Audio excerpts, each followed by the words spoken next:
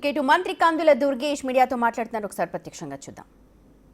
సంబంధించినటువంటి ప్రాజెక్టు దీన్ని త్వరలోనే పట్టాలెక్కించి మన ఏదైతే మొత్తం ప్రాజెక్ట్ని ఇవాళ కొంతమేరకు మాత్రమే మనకి టెండర్స్ వచ్చాయి, అయితే మిగతాది కూడా కంప్లీట్ చేసుకుని 2027 పుష్కరాల లోపులో అఖండ గోదావరి ప్రాజెక్ట్ ద్వారా ఈ ప్రాంతంలో ప్రజలందరికీ కూడా సుందరమైనటువంటి ఒక ప్రాంతంగా దీన్ని చూపించడానికి మనం గట్టి ప్రయత్నం చేస్తున్నాం అనేటువంటి మాటని మీ అందరికీ తెలియజేస్తున్నాను. మీరేమన్నా అడిగితే చెప్తాను.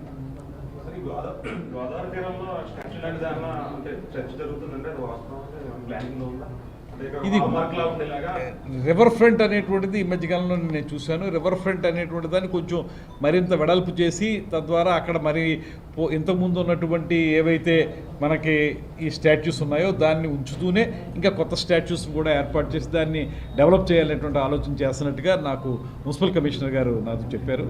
బహుశా రివర్ ఫ్రంట్ డెవలప్మెంట్ కోసం స్థానిక శాసనసభ్యులు అదేవిధంగా ఇంకా ఇతరత్ర కాబట్టి మనకి స్థానిక శాసనసభ్యులు శ్రీ ఆదిరెడ్డి వాసు గారు, శ్రీ గోరెంట్ల బుచ్చ చౌదరి గారు వారు ఒక ప్లానింగ్ చేస్తూ ఉన్నారు. దానికి మా పర్యాటక రంగం నుంచి లేకపోతే మా డిపార్ట్మెంట్ నుంచి ఏదైనా సహకారం అవసరమైతే తప్పనిసరిగా మేము అందజేస్తాం.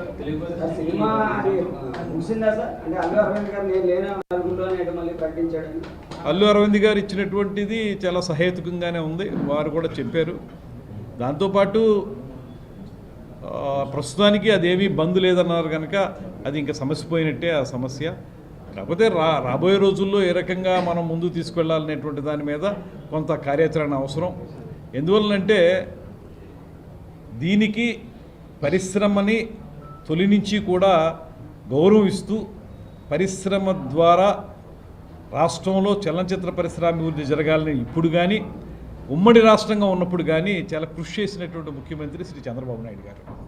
ఆ రోజుల్లో కూడా ఆయనకు ఉన్నటువంటి పరిచయాలు, ఆయనకు ఉన్నటువంటి వివిధ రకాల కార్యక్రమాల ద్వారా ఎంతో అభివృద్ధి చేశారు చలనచిత్ర పరిశ్రమని మన ఆంధ్రప్రదేశ్లోకి వచ్చిన తర్వాత. ఇప్పుడు కూడా మనం కూడా చెప్పేది ఏంటంటే ఒక కొత్త విధానాన్ని తీసుకొచ్చి ఆ విధానం ద్వారా రాష్ట్రంలో చలనచిత్ర పరిశ్రమను అభివృద్ధి చేయాలనేటువంటి ఆలోచన. మీకు ఉదాహరణ చెప్తాను. నేను ప్రత్యక్షంగా నేను సినిమాటోగ్రఫీ మంత్రిగా ఉన్నాను కనుక చాలా విషయాలు దగ్గరగా చూసే అవకాశం నాకు లభిస్తుంది. ప్రతి సినిమా రిలీజ్ అయినప్పుడు వారు ప్రత్యేకంగా వచ్చి నిర్మాతలు మా సినిమాకి టికెట్ రేట్లు పెంచడానికి, ఎందుకంటే మాకు ఎంత ఖర్చు అయింది దీనికి ఈ స్థాయిలో పెంచండి అని చెప్పి ప్రతి సినిమాకి అడుగుతూ ఉంటారు. అడిగినప్పుడల్లా మేము డిపార్ట్మెంట్తో మాట్లాడడం అంటే ఒక్క విషయం అర్థం చేసుకోవాలి. ఇక్కడ ఇది సినిమాటోగ్రఫీ మంత్రిత్వ శాఖ కింద ఉన్నప్పటికీ కూడా దీనికి సంబంధించిన థియేటర్స్ సంబంధించిన ప్రైస్ హైక్ ఇవన్నీ కూడా మళ్ళీ వచ్చేటప్పటికి హోమ్ డిపార్ట్మెంట్లో ఉంటాయి. హోమ్ శాఖ యొక్క ముఖ్య కార్యదర్శి ఎవరైనా ఉంటారో ఆయన పరిధిలో ఉంటాయి. ఇప్పుడు ప్రతిసారి ఏమవుతుందంటే ఈ రకమైనటువంటి పర్మిషన్లు ఇచ్చినప్పుడు మేము పరిశ్రమ యొక్క బాగోగులను దృష్టిలో పెట్టుకుని డిప్యూటీ సీఎం గారు కూడా మాకు చెప్పిన మాట ఏంటంటే సినిమా రంగానికి మనం సహకారం అందించాలనేటువంటి మాటతోటి వారు ఎప్పుడూ కూడా ఏ సినిమా ప్రైస్ హైక్ చేయాల్సి వచ్చినప్పటికీ కూడా వారు సరైనటువంటి సూచన చేస్తూ ఉన్నారు.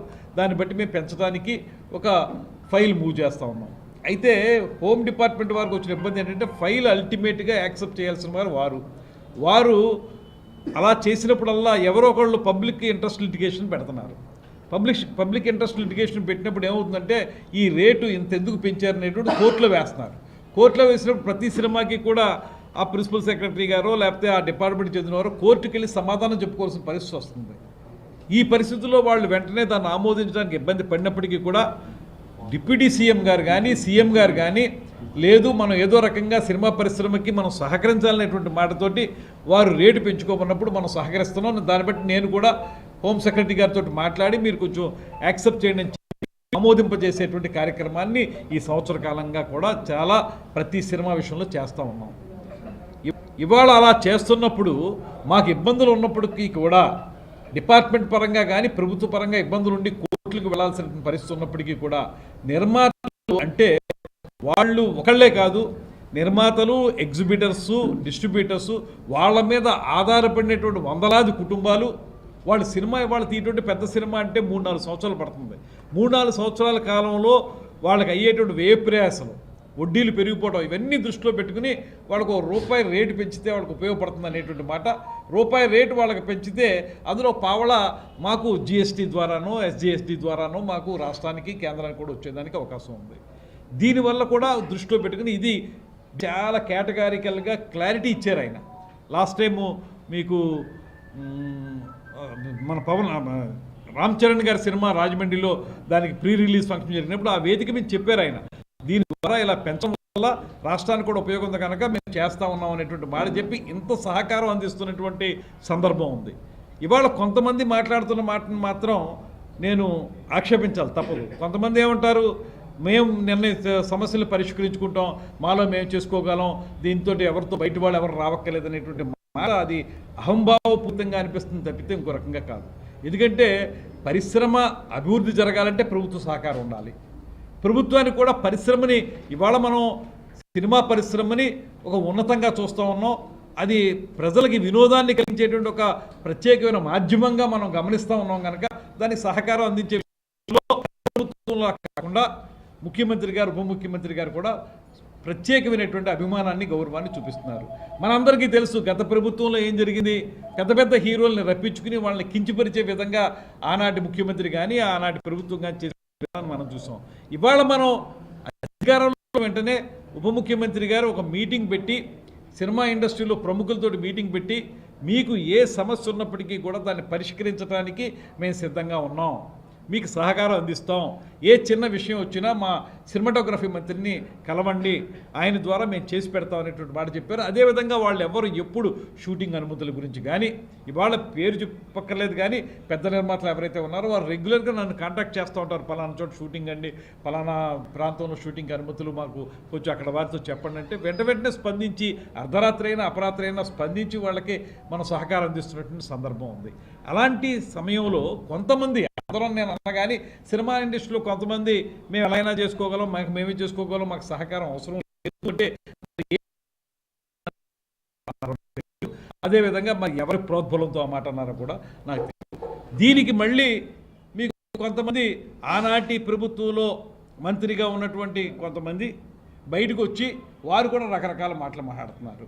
వారు చెప్పేది ఏంటి, సినిమా అనేది ఏదో ఒక వ్యాపారం, దానికి సంబంధించి ఈ రకంగా చేస్తే ఎలాగనేటువంటి మాట, ప్రభుత్వంతో ఏం సంబంధం లేదనేటువంటి మాట చెప్తున్నారు. మీరు ప్రభుత్వంతో సంబంధం లేదనుకున్నప్పుడు గత ప్రభుత్వంలో ఎందుకు మీరు వారందరినీ ప్రముఖుల్ని తెప్పించుకుని మీరు మాట్లాడారు, మీరు నిర్ణయాలు ఎందుకు చేశారు, తహసీల్దారులనేమో థియేటర్ల దగ్గర పెట్టించి రేట్లు ఎందుకు మీరు కంట్రోల్ చేశారు? మరి ప్రభుత్వం కాదా ఆ రోజు చేసింది, ప్రభుత్వం కాదా ఆనాడు మాట్లాడింది అనేటువంటి విషయాన్ని నేను అడుగుతా ఉన్నాను. అదేవిధంగా కొంత ఈ సినిమాకి సంబంధించినటువంటి ఏదైతే అంశాలు ఉన్నాయో వాటి విషయంలో ప్రభుత్వం యొక్క సహకారం ఏదో స్థాయిలో ఉంటుంది, దాన్ని మనం గమనించాలి, కలిసిమెలిసి వెళ్ళాలనేటువంటి మాట. మేము కూడా మాట్లాడింది ఏంటంటే, ఒక సినిమా ఎవరిదైనా కానివ్వండి, ఆ సినిమా సమయంలోనే ప్రత్యేకించి కొన్ని కొత్త రకాలైనటువంటి వాతావరణాలు సృష్టించబడడం అనేటువంటిది ఎంతవరకు సమంజసం అనేటువంటి మాట మనం చెప్తా ఉన్నాం. తర్వాత ఆ మాజీ మంత్రి, నేను ప్రత్యేకంగా పేరు చెప్పను, మరి ఆ మాజీ మంత్రి యొక్క ఆలోచన విధానం ఏ రకంగా ఉందో నాకు తెలియదు కానీ, మరి మానవత్వం ఉందో లేదో నాకు తెలియదు కానీ, ఇవాళ ఒక సినిమా ఒక బాగా హైప్ వచ్చినటువంటి ఒక మంచి సినిమా, లేకపోతే ఒక మన స్వాతంత్రం కోసం పోరాడినటువంటి ఒక నాయకుడి యొక్క అంశంతో తయారైనటువంటి ఒక సినిమాకి సంబంధించి అది ఫ్లాప్ సినిమా అనేటువంటి మాటని చెప్పాడంటే, ఇవాళ నేను ఒకటే మనవి చేస్తున్నాను, ఒక సినిమా అనగానే నువ్వు మాట్లాడినటువంటి పిచ్చి పిచ్చి ప్రాలాపనలా సినిమా తయారవ్వదు. సినిమా అనేటప్పటికీ దాని వెనక ఎంతోమంది కృషి ఉంటుంది. ఒక 3-4 సంవత్సరాల పాటు వ్యయ ప్రయాసలు కోర్చి ఆ సినిమాని నిర్మిస్తారు.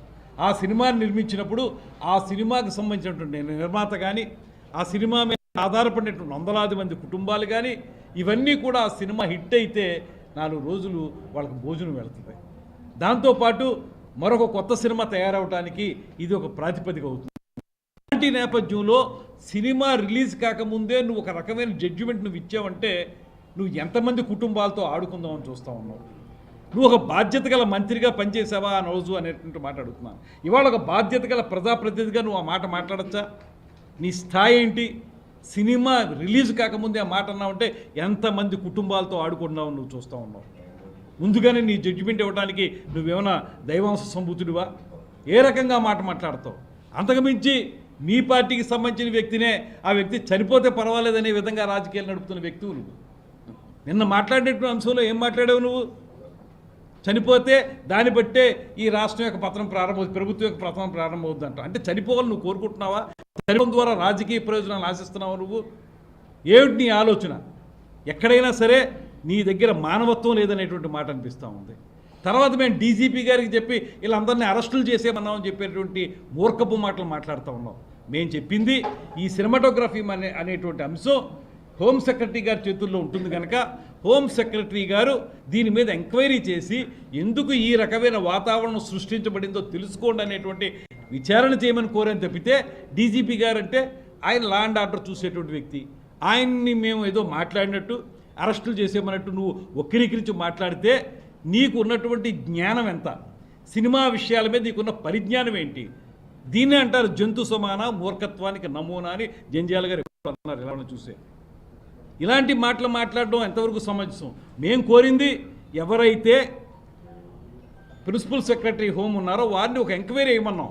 ఎందుకు ఈ సినిమా రిలీజ్ సమయంలో ఇలాంటి వాతావరణం సృష్టించబడింది తెలుసుకోండి అన్నాం. దాన్ని బట్టి మేము భవిష్యత్తులో ఏ రకమైన కార్యాచరణ తీసుకోవాలో అనేటువంటి మాటని తెలియజెప్పడానికి మేము మాట్లాడిన తప్పితే డీజీపీ గారితో చెప్పాం, పోలీసులు పంపించి అరెస్ట్ చేయమన్నాం. ఏమిటికి తెలిసిన నాలెడ్జ్ ఏమిటి? నువ్వు మాట్లాడితే 4 మాటలు మాట్లాడి నీ టంగ్ ట్విస్టింగ్ తోటి ఏదో రకమైనటువంటి మాటలు మాట్లాడేచ్చు అనుకుంటే అది చెల్లదు. ఇవాళ ప్రజలందరూ గమనిస్తున్నారు. ఇవాళ అందరూ ముక్కు మీద వేలేసుకుంటున్నారు. ఫలానా వ్యక్తి చనిపోతేనే అప్పుడుతోనే నీ పత్రం ప్రారంభమవుద్ది అనేటువంటి మాట మాట్లాడారంటే అంటే మీ రాజకీయ ప్రయోజనాల కోసం మీ పార్టీ వ్యక్తి చనిపోవాలని మీరు కోరుకుంటున్నారా అని అడుగుతూ ఉన్నాను. ఇవాళ ఈ కూటమి ప్రభుత్వం మేము ఎక్కడైనా తప్పు ఉంటే దాన్ని చట్టపరంగా శిక్షించడానికి సిద్ధంగా ఉన్నాం తప్పితే వ్యక్తులు చనిపోవాలని కోరుకునే వాళ్ళం కానే కాదు. శిక్ష అనుభవించవలసి వస్తే అనుభవిస్తారు, తప్పదు. దానికి ఒక పద్ధతి ఉంటుంది. అందుకని మనుషులు చచ్చిపోవాలనేటువంటి విధానంలో మాట్లాడడం, ఈ రకంగా అర్థం పర్థం లేని మాటలో సగం జ్ఞానంతో హాఫ్ నాలెడ్జ్ తోటి మీరు సినిమా రంగం గురించి మాట్లాడడం, ఇవన్నీ ఏ మేరకు సమంజసం అని చెప్పి నేను అడుగుతా ఉన్నాను. సార్, మీరు సినిమా ప్రపంచానికి ఇంత మద్దతు ఇస్తూ ఉంటే మరి నిన్న పవన్ కళ్యాణ్ గారు కీలక వ్యాఖ్యలు చేశారు. ఎందుకంటే సినీ ఇండస్ట్రీ మమ్మల్ని ఎందుకు కలవలేదు ఏడాది మట్టి రేవంత్ కలిసినట్టు ఇక్కడ ఎందుకు రాలేదంటే మీ మీద నమ్మకం లేక వాళ్ళు లేక వాళ్ళకి తీరిక లేక. మీరు ఒక విషయం అండి, పవన్ కళ్యాణ్ గారు మాట్లాడింది స్పష్టమైన విషయం. అదేమిటంటే సినిమా పరిశ్రమకి సహకరిస్తున్నప్పుడు మీరు వచ్చి కలిస్తే మీ సమస్యలు ఏమన్నా ఉంటే పరిష్కరించడానికి మేము సిద్ధంగా ఉన్నాం. అదే ఈ సంవత్సరం పొడుగునా మేము చేస్తూ ఉన్నటువంటి అంశం అనేటువంటి చెప్పారు. కలవాల్సిన అవసరం ఉందనేటువంటి మాట చెప్పారు. మేము చెప్పడం ఏంటి? ఇవాళ సినిమా ఇండస్ట్రీలో సుప్రసిద్ధ నిర్మాత అరవింద్ గారు కానీ ఇతరత్ర నిర్మాతలు కానీ వారు కూడా చెప్తున్న మాట ఏంటంటే మీరు విన్నారు కదా, వారు చెప్పింది కూడా కలవాల్సి ఉంది. ఎందుకు కలవలేదు మాకు అర్థం కావట్లేదు. అది కలవకపోవటం అనేది ఇక వారి విద్యతకు వదిలేసాం. అదే చెప్తున్నాం. అలా కలవలేదని ఏనాడైనా మేము సినిమా పరిశ్రమకు వ్యతిరేకంగా నిర్ణయాలు తీసుకున్నామా? మీరు ఒక మాట ఆలోచించండి. వెంటనే వారందరికీ కూడా ఒక మీటింగ్ పెట్టి మీకు సహకరిస్తాం, మా సినిమాటోగ్రఫీ మంత్రి మీకు సహకరిస్తాడనేటువంటి మాట చెప్పారు. తర్వాత నేను సినిమాటోగ్రఫీ మంత్రిగా వారందరికీ ఒక లేఖ రాశాను. మనందరం కూర్చుని మీ సమస్య ఉంటే పరిష్కరిద్దాం అనేటువంటి లేఖ ఛాంబర్ వారికి వాళ్ళందరికీ కూడా రాయడం జరిగింది. అదేవిధంగా మరో మాట చెప్తున్నాం, ఇవాళ ఒక కొత్త పాలసీని తీసుకురావడానికి కూడా ఈ ప్రభుత్వం సిద్ధంగా ఉంది. ప్రతిసారి మీరు ఎవరుంటే ఆ ప్రభుత్వం ఉంటే వాళ్ళ దగ్గరికి వెళ్ళి దేహి అని అడగక్కర్లేదు. మీకు ఒక పాలసీ తీసుకొస్తాం, దాని ప్రకారం ఏ సినిమాకి ఎంత పెంచాలి, లేకపోతే సినిమా రంగానికి ఏ రకమైన సహకారం అందించాలి, ఎగ్జిబిటర్స్ని కానీ డిస్ట్రిబ్యూటర్స్ని కానీ. నిజమే, ఎగ్జిబిటర్స్కి వాళ్ళ ఇబ్బంది ఉంది. వాళ్ళకి సింగిల్ థియేటర్స్ ఉన్నటువంటి వాళ్ళందరికీ కూడా ఇబ్బంది ఉంది, నో డౌట్. అందులో మల్టీప్లెక్స్ వాళ్ళకి ఏమైనా ఉపయోగం ఉందేమో కానీ సింగిల్ థియేటర్స్ ఉన్న వాళ్ళకి కష్టం ఉంది. ఇలాంటివన్నీ మనం పరిష్కరించుకోవడానికి ఒక పాలసీ తీసుకురావడానికి మేము సిద్ధంగా ఉన్నాం అనేటువంటి మాట చెప్తూ ఉన్నాం. మేము త్వరలో వారందరితో కూర్చుని మాట్లాడడానికి కూడా సిద్ధంగా ఉన్నాం. ఈ సందర్భంలో మా ఉప ముఖ్యమంత్రి గారు హీరోగా నటించినటువంటి హరిహర వీరమల్లు సినిమా విడుదల సందర్భంగానే బంద్ అనేటువంటి అంశం ఎందుకు తెర మీదకి వచ్చింది? సరే, ఇవాళ మీరు చెప్తూ ఉన్నారు బంద్ లేదని. అసలు మీరు ఈ మాటని ఆ టాపిక్ బయటకు వచ్చినప్పుడు ఏదైతే మీకు సోషల్ మీడియాలో కానీ మీడియాలో కానీ అది సర్క్యులేట్ అవుతూ ఉందో ఆ సమయంలోనే ఎందుకు స్పందించి ఆ ఛాంబర్ వారు ఆ మాట చెప్పలేదు? చెప్పుండాలి కదా ఆ మాట. చెప్పుంటే ఈ సమస్య వచ్చే ఉత్పన్నం ఏమి ఉండేది కాదు కదా. మీరు ఇప్పుడు తీసుకున్న నిర్ణయమే అప్పుడు చేసి ఉండొచ్చు కదా. నేను మాట్లాడేది ఏంటంటే ఇవాళ ఇంత మంచి వాతావరణం ఉన్నప్పుడు మాకు ఎవరితో సంబంధం లేదనేటువంటి మాట మాట్లాడుతున్నటువంటి దామోదర్ ప్రసాద్ గారి మాటలను కానీ, దీని ద్వారా రాజకీయ లబ్ధి పొందాలనుకుంటున్నటువంటి ఒక మంత్రి వైఎస్ఆర్సీపీ వ్యక్తి గురించి కానీ నేను చెప్పేది ఒకటే, మీరు వాస్తవాలను గ్రహించి ముందుకు రండి. ఇవాల్టి వరకు ఏనాడైనా ఏ సినిమాకి సంబంధించినా సరే మీకే చిన్న ఇబ్బంది అయినా కల్పించామా మేము? లేకపోతే మీరే అడుగుతున్నట్లుగా మీ మీడియా వారు అడుగుతున్నారు, వాళ్ళు రాలేదనేటువంటి ఉద్దేశంతో ఏనాడైనా మీకు అన్యాయం చేసామా? ఎప్పుడైనా సరే మీ సినిమాకి సంబంధించి విడివిడిగా మీరు వచ్చినా కూడా మీకు సహకరించాం, మీ ప్రైస్ హైక్ కావాలంటే చేసి పెట్టాం, షూటింగ్లకు అనుమతులు ఏర్పాటు చేస్తాం, ఎక్కడ కూడా మీరు రాలేదనేటువంటి మాట మేము పెట్టుకోలేదే. దీన్ని గ్రహించమని చెప్పి కోరుతా ఉన్నాం. అందరూ కలిసికట్టుగా మీరు రండి, ఎగ్జిబిటర్స్ కానీ డిస్ట్రిబ్యూటర్స్ కానీ నిర్మాతలు కానీ అందరూ కలిసి వస్తే ఈ ప్రభుత్వం సంపూర్ణంగా సహకరించడానికి ఎల్లవేళ సిద్ధంగా ఉంది. ఇవాళకి కూడా అదే మాట మీద నిలబడుతున్నాం మేము. మా ముఖ్యమంత్రిగా ఇది బయట ప్రచారాలండి. ఆ నలుగురు అనేటువంటి విషయంలో మళ్ళీ ఎవరో ఏ నలుగురు కాదో ఏ నలుగురు అవునో అనేటువంటి విషయంలో కూడా ఇంకా లేదు. విచారణ ప్రారంభమైందండి, నిన్నే ప్రారంభమైంది కదా. రావాలిగా, రిపోర్ట్ రావాలిగా. మరి రిపోర్ట్ వచ్చిందో మీ అందరికీ మీ ద్వారానే ప్రజలకు తెలియజెప్తాం ఆ రిపోర్ట్ యొక్క నిజానిజాలు. కల్పించే మౌలిక సదుపాయాల గురించి కూడాను ఆరా తీయమని పవన్ కళ్యాణ్ గారు అన్నారు. అసలు ట్యాక్స్లు అంతవరకు కట్టారు, ప్రొజెక్ట్ అయింది, వీటన్నిటి మీద కార్యాచరణ రూపొందిస్తున్నారు. ఈ ఎంక్వైరీలు అన్నీ తేలుతాయండి. ఇప్పటికే చాలా వరకు థియేటర్ల దగ్గర కూడా వస్తుంది. అంటే కొన్ని చోట్ల మాట్లాడుతున్నటువంటి మాట ఏంటంటే ఇవి కాదు, స్టాండ్ ఎలోన్ థియేటర్స్ విషయంలో కాదు ఆ మాట. మల్టీప్లెక్స్లోకి వచ్చేటప్పటికి థియేటర్లో టికెట్ ధర ఏమో 200 ఎంతో ఉంటుంది, ఏమో పాపర్ను అలాంటివేమో 300 రూపాయలు, అలాగనే కొన్ని విషయాలు బయటపడుతున్నాయి. దానికి సంబంధించి కూడా తెలుసుకోవాలని చెప్పి, ఎందుకంటే మనం సినిమా టికెట్ని ఒక్కదాన్ని విడిగా చూడడానికి లేదు. ఒక సినిమాకి వెళ్ళినటువంటి ఫ్యామిలీ వాళ్ళకి మొత్తం మీద ఎంత ఖర్చు అవుతుంది, ఇవన్నీ కూడా దృష్టిలో పెట్టుకోవాలి. కానీ వాటి మీద కూడా విచారణ జరగాలని చెప్పి మేము కోరుతా ఉన్నాం. జరిగిన తర్వాత ఇందులో ఒకటే స్పష్టంగా చెప్తాం, ఎక్కడా కూడా గత ప్రభుత్వంలాగా కక్ష సాధింపు విధానం మా దగ్గర లేదు. మీరు రాకపోయినా వచ్చి కలవకపోయినా ఇప్పుడు మీకు సహకరిస్తూనే ఉన్నాం, ఆ సహకారం కొనసాగిస్తాం. ఈ విచారణ కూడా దేనికంటే ఇందులో నిజానిజాలు తెలిసిన తర్వాత మేము సినిమా రంగానికి మరింత సహకారం అందించడానికి ఏ రకమైన కార్యక్రమం చేయాలనే దాని మీదే ఈ రకమైన విచారణ అనేటువంటి మాట కూడా స్పష్టం చేస్తాం. ఇప్పుడు జీవో కూడా వచ్చేసింది కదండి, నిన్న జీవో వచ్చేసింది, త్వరలో స్టార్ట్ అయిపోద్ది. తెలుగు యూనివర్సిటీ ఖచ్చితంగా దీంట్లో తెలుగు యూనివర్సిటీ వచ్చే విషయంలో బుచ్చయ్య చౌదరి గారి పాత్రని ఎవ్వరూ తక్కువ చేసి మాట్లాడడానికి వీల్లేదు. 100% కూడా దాని బ్రెయిన్ చైల్డ్ ఆ రోజున అప్పుడున్నటువంటి గవర్నమెంట్లో 100% మన ముఖ్యమంత్రి ఎన్టీ రామారావు గారు, ఆనాడు ఉన్నటువంటి ముఖ్యమంత్రి ఎన్టీ రామారావు గారికి తెలుగు భాష పట్ల ఉన్నటువంటి ఆయన మక్కువ, లేకపోతే స్వయంగా ఆయన అద్భుతమైనటువంటి తెలుగు భాష మీద ఉన్నటువంటి